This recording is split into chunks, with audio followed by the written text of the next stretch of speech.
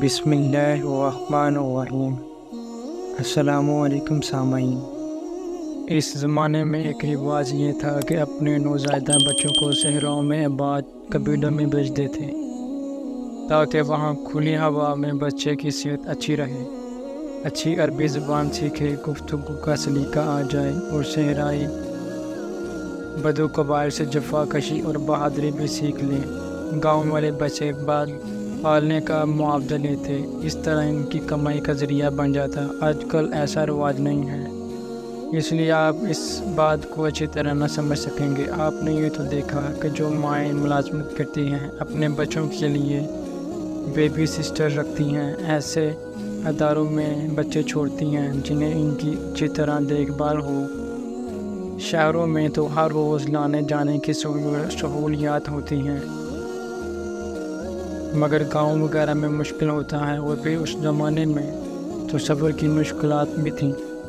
گاؤں سے بچے سال 2 سال بعد واپس لائے جاتے تھے۔ جس سال ہمارے آقا حضرت محمد صلی اللہ علیہ وآلہ وسلم پیدا ہوئے، صحرائی قبائل کی 10 شریف عورتیں مکہ آئیں۔ ان عورتوں کو یہ تلاش ہوتی کہ امیر غنی کا بچہ مل جائے تو پالنے کا زیادہ معاوضہ ملے۔ آمنہ کا لال تو یتیم تھا، یتیم کو پالنے سے کیا ملتا ہے؟ جب خواتین کو پتہ چلا کہ اس گھرانے میں بچہ تو ہے مگر یتیم ہے، اسے چھوڑ دیتی۔ صرف ایک خاتون حلیمہ تھی جن کو امیر گھرانے کا بچہ نہ ملا، تو بجائے خالی ہاتھ واپس لوٹنے کے یتیم بچہ ہی لے جانا بہتر سمجھا۔ دائی حلیمہ حضرت آمنہ کے گھر آئیں۔ ننھا بچہ ابھی 1 ماہ کا تھا، 1 ماہ تک اپنی ماں کا دودھ پیا تھا۔ کچھ دن بعد ابو لہب کی آزاد کی ہوئی نوکر صوبیہ کا دودھ پیا تھا۔ دائی حلیمہ نے بچے کو گود میں لینے کی درخواست کی۔ حضرت آمنہ نے درخواست قبول کر لی۔ ان کو بخوبی سمجھ تھی کہ اس بچے کو اتنی تعجب کے بعد کیوں لیا گیا تھا، اس لیے دائی حلیمہ کی تسلی کے لیے انہیں بتایا کہ دیکھو، بظاہر تمہیں یہ بچہ بیوہ عورت کا یتیم بچہ نظر آ رہا ہے، مگر یہ معمولی بچہ نہیں، مجھے اللہ نے بتایا ہے کہ یہ بڑی شان والا بچہ ہے۔ پھر بچے کو رخصت کرتے ہوئے دعا کی، میں اپنے بچے کو خدائے ذوالجلال کی پناہ میں دیتی ہوں، اس شر سے جو پہاڑوں میں پلتا ہے، یہاں تک میں اسے اونٹ پر سوار دیکھوں اور دیکھ لوں کہ غلاموں اور دردمند لوگوں کے ساتھ نیک سلوک اور احسان کرنے والا ہے۔ دائی حلیمہ ایک غریب عورت تھی۔ اس زمانے میں کافی عرصے سے بارشیں نہ ہونے کی وجہ سے خوراک کی چیزوں کی کمی تھی، گھاس بھی نہیں اگی تھی۔ وہ قبائل جن کا گزارا بیر بکریاں پا کر ہوتا تھا بڑے پریشان تھے۔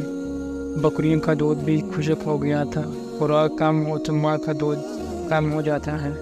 چنانچہ دائی حلیمہ کا جو بیٹا عبداللہ ان دونوں دودھ پیتا تھا، وہ بھوکا رہتا تھا۔ جب واپس کا سفر شروع ہوا، دائی حلیمہ نے اپنے بیٹے عبداللہ اور ننھے محمد کو دودھ پلایا۔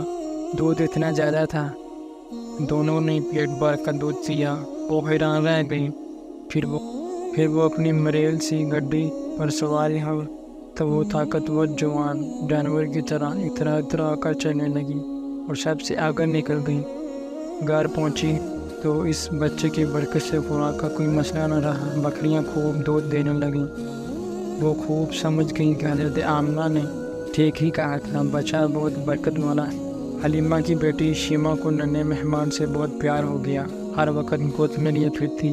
ان خواتین سے سیکھ کر آپ صلی اللہ علیہ وسلم نے حوازن کے قبیلے سعد کی زبان بولنا شروع کی۔ آپ صلی اللہ علیہ وآلہ وسلم فرمایا کرتے تھے کہ میں تم سب سے فصیح تر نبی ہوں، کیونکہ میں قریش خاندان سے ہوں، میری زبان بنی سعد کی زبان ہے۔ جو عربی زبان میں اس خاتون کو جس کا دودھ پیا ہو رضائی والدہ کہتے ہیں، رضائی ماں کے بچے رضائی بہن بھائی کہلاتے ہیں۔ اس طرح وہ عرصہ جس میں رضائی ماں کا دودھ پیا ہو عرصہ رضاعت کہلاتا ہے۔ 2 سال کا عرصہ رضاعت گزرا تو حلیمہ آپ کو آپ کی والدہ کے حوالے کرنے مکہ آئیں، مگر دل بالکل نہ چاہ رہا تھا کہ آپ کو خود سے جدا کریں۔ آپ صلی اللہ علیہ وآلہ وسلم سے سب گھر والوں کو بہت محبت ہو گئی تھی۔ ماں کو ملانے کے بعد عرض کی کہ کچھ عرصہ مزید اس میں برکت حسین بچے کو ان کے پاس رہنے دیا جائے۔ ان دونوں مکہ میں کوئی وبا پھیلی ہوئی تھی۔ ان کو اچھا بہانہ ہاتھ لگا، کہنے لگی مکہ کی آب و ہوا میں ان کے بیمار پڑنے کا اندیشہ ہے، اگر آپ اجازت دیں تو ابھی کچھ عرصہ اپنے ساتھ بچے کو رکھ لیں۔ حضرت آمنہ کو بچے کی سلامتی کا اتنا خیال تھا کہ دل نہ چاہتے ہوئے بھی اجازت دے دی۔ حلیمہ اپنے گھر واپس گئی تو بچے کو دیکھ کر ان کے بچے خوشی سے کھیل اٹھے۔ حلیمہ کے 4 بچے تھے، عبداللہ، انیسہ، حذیفہ اور حذیفہ۔ حذیفہ کا دوسرا نام شیمہ تھا۔ آپ صلی اللہ علیہ وسلم اپنے رضاعی بھائی بہنوں کے ساتھ کھلی فضا میں کھیلتے، اور جب وہ بکریاں چرانے جاتے تو آپ بھی ساتھ چلے جاتے، کبھی کبھی گھر سے دور نکل جاتے۔ آپ صلی اللہ علیہ وسلم بکریوں کی حفاظت بڑی ہوشیاری سے کیا کرتے۔ آپ صلی اللہ علیہ وسلم بہت بہادر بچے تھے۔ ایک دن کیا ہوا کہ آپ دوسرے بچوں کے ساتھ بکریاں چرا رہے تھے، اچانک گوروں پر سور ڈاکو آگے آتے ہی بکریاں جمع کر کے ہانک کر لے جانے لگے۔ آپ ایک ننھے معصوم بچے تھے، مگر دلیروں کی طرح ان کے راستے میں ڈٹ کر کھڑے ہو گئے اور کہا میں یہ بکریاں نہیں لے جانے دوں گا، کیونکہ یہ گاؤں والوں کی ہیں، میں انہیں چرانے لائے تھے، میں آپ کو مالکوں کا مال نہیں لے جانے دوں گا۔ ڈاکوؤں کو حیرت ہوئی کہ سب لوگ ہمارے خوف اور دہشت سے کانپنے لگتے ہیں، یہ کیسا بچہ ہے جو ڈاکوؤں کے سامنے ڈٹ کر کھڑا ہے۔ خاص طور پر ان کا سردار بہت جلایا۔ تیش میں آ کر آگے بڑھا تو دیکھا ایک معصوم بچہ بڑے اعتماد سے بازو پھیلائے راستے روکے ہوئے کھڑا ہے۔ اس خوبصورت اور عظیم بچے پر نظر پڑتے ہی سردار کو اندازہ ہوا کہ یہ کوئی معمولی بچہ نہیں۔ پوچھا تمہارا نام کیا ہے؟ آپ نے بولا محمد۔ کس کے بیٹے ہو؟ عبد المطلب کے۔ سردار سمجھ گیا کہ قریش خاندان کا بچہ ہی ایسا بہادر ہو سکتا ہے۔ بکریاں چھوڑ دی، محمد کو سلام کیا اور اپنے ساتھیوں کے ساتھ واپس چلا گیا۔ اب ایک اور واقعہ سنو۔ ایک دن آپ صلی اللہ علیہ وسلم روزانہ کی طرح اپنے رضاعی بھائی عبداللہ کے ساتھ اپنے گھر کے پچھواڑے بکریاں چرا رہے تھے۔ آپ دونوں ہی تھے، کوئی اور نہ تھا۔ آپ کی عمر اندازاً 4 سال تھی۔ اچانک سفید کپڑے پہنے ہوئے 2 اجنبی آدمی برف سے بھرا ہوا پرست لے کر آئے۔ حضرت محمد صلی اللہ علیہ وسلم کو زمین پر لٹایا اور سینہ کاٹ دیا۔ عبداللہ یہ دیکھ کر بے حد ڈر کے پاگم باغ گھر پہنچے اور اپنی امی ابا کو بتایا کہ محمد صلی اللہ علیہ وسلم کو کسی نے قتل کر دیا ہے۔ حلیمہ اور حارث تیزی سے وہاں پہنچے، دیکھا تو وہاں کوئی بھی نہ تھا۔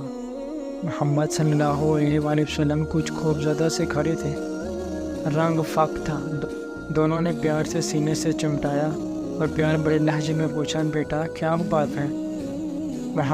محمد صلی اللہ علیہ وسلم نے معصوم انداز میں ساری بات بتائی۔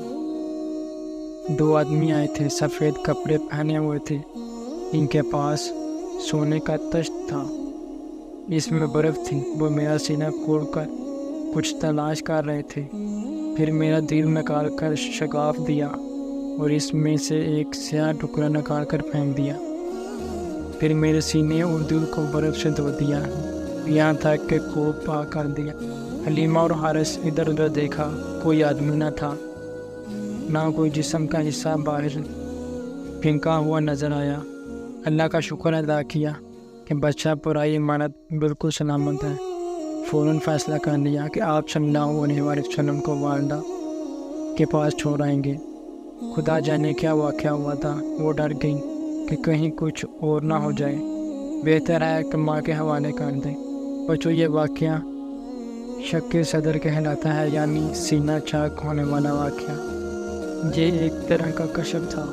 کشف کا مطلب ہے جاگتے ہوئے خواب ایسا منظر نظر آ جانا۔ اس کشف میں آپ کا رضائی بھائی بھی کچھ حد تک شریک تھا تاکہ گواہ بنے۔ اللہ تعالیٰ کا فرشتہ انسان میں روپ میں آیا اور آپ صلی اللہ علیہ وآلہ وسلم کو سینے مبارک کو صاف کیا۔ پیارے محمد صلی اللہ علیہ وآلہ وسلم کے دل میں کوئی گندگی نہ تھی، آپ کا دل تو پاک تھا۔ یہ سارا واقعہ خواب کی طرح تھا، جس کا مطلب یہ تھا کہ دنیا کی محبت آپ صلی اللہ علیہ وآلہ وسلم کے دل سے نکال دی جائے۔ آپ صلی اللہ علیہ وسلم دین کی سمجھ اور روحانی علوم دیے گئے، دوسروں پر روب دیا گیا۔ یہ کوئی معمولی بچہ نہیں بلکہ خاص بچہ ہے۔ یہ واقعہ ایک خاص نشان تھا، مگر حلیمہ ڈر گئی اور بچے کو واپس لے جانا کا ارادہ کر لیا۔ حلیمہ مکہ پہنچی تو مکے کی گلیوں میں آپ صلی اللہ علیہ وسلم ادھر ادھر ہو گئے۔ بہت تلاش کیا مگر آپ صلی اللہ علیہ وسلم نہ ملے۔ گھبرا کر عبد المطلب کے پاس گئے کہ میں محمد صلی اللہ علیہ وسلم کو لے تو آئی مگر وہ گم گئے ہیں۔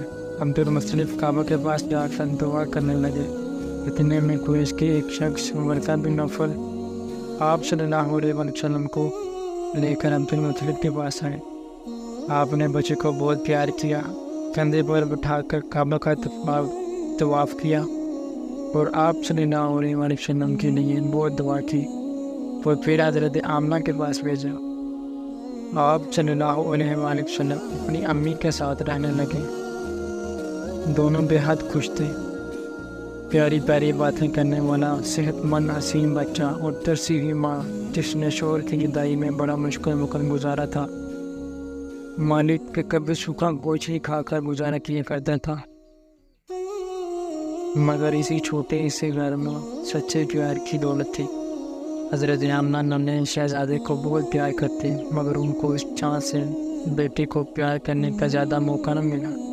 ہوا یوں کہ حضرت آمنہ کے ننہال یثرب مدینہ میں رہتے تھے۔ آپ ان سے ملنے اور اپنے شوق کی قبر پر دعا کرنے جایا کرتے تھے۔ آپ نے پروگرام بنایا کہ اس دفعہ محمد کو بھی ساتھ لے جائیں، دونوں حضرت عبداللہ کی قبر کی زیارت ایک ساتھ کریں۔ آپ صلی اللہ علیہ وسلم کی عمر اس وقت 6 سال تھی جب آپ صلی اللہ علیہ وسلم اپنی والدہ اور ام ایمن کے ساتھ مکہ سے سفر پر روانہ ہوئے۔ مدینہ میں بنو نجار آپ صلی اللہ علیہ وسلم کے رشتہ دار تھے۔ آپ صلی اللہ علیہ وسلم وہاں کے ایک ماں ٹھہرے، اپنے عام عمروں میں خوب کھیلتے کودتے۔ یہیں پر آپ نے ایک تالاب میں تیرنا سیکھا، باپ کی قبر کی زیارت کی۔ واپسی میں مدینہ اور مکہ کے درمیان سفر کے دوران راستے میں حضرت آمنہ شدید بیمار ہو گئی، حالت خراب سے خراب تر ہونے لگی تو ان کو محسوس ہوا کہ آپ بادشاہ سکو گی۔ اپنے پیارے بیٹے پر الوداعی نگاہیں ڈالیں اور باپ سے محروم بچے کی ماں نے بچے کو اللہ کے سپرد کیا۔ اے میرے بیٹے، تجھ پر اللہ اپنی برکت نازل فرمائے۔ مجھے یقین ہے کہ اللہ تعالیٰ جو صاحب جلال و صاحب اکرام ہے مجھے اپنے بندوں کی طرف مبعوث کرے گا۔